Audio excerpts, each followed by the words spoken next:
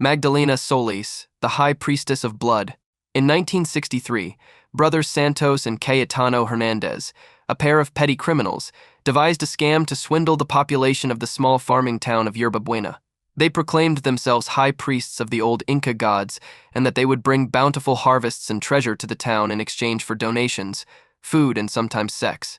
When the harvest and treasures failed to turn up, the villagers began to grow angry and suspicious.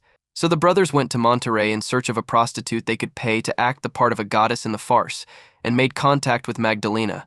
What no one counted on was that Magdalena was insane and would quickly come to believe that she was indeed the priestess of the blood god. Only days after her arrival, Magdalena took over the cult and sacrificed 2 of the townsfolk. More human sacrifices followed, and Magdalena began to drink the blood of the victims. She forced the Hernandez brothers to drink too, and soon they came to believe that she really was the awakened Inca god Coatlicue. For 6 weeks straight, they butchered and consumed victims, with the surviving townsfolk sharing in the feast and blood orgies that followed. Only Magdalena was allowed to eat the hearts of the victims. In the middle of May, a 14-year-old kid named Sebastian Guerrero from a neighboring town investigated the weird fires and shouting coming from the cavern temple and saw dozens of people near naked, covered in blood, cutting themselves and eating the flesh of corpses impaled on pikes and scattered around the altars. On foot, he ran over 25 kilometers to the nearest police station and reported what he'd seen. The police did not take him seriously, but sent Officer Luis Martinez to take him back to the scene to make sure nothing was going on, and then drive him home. Neither of them were ever seen alive again.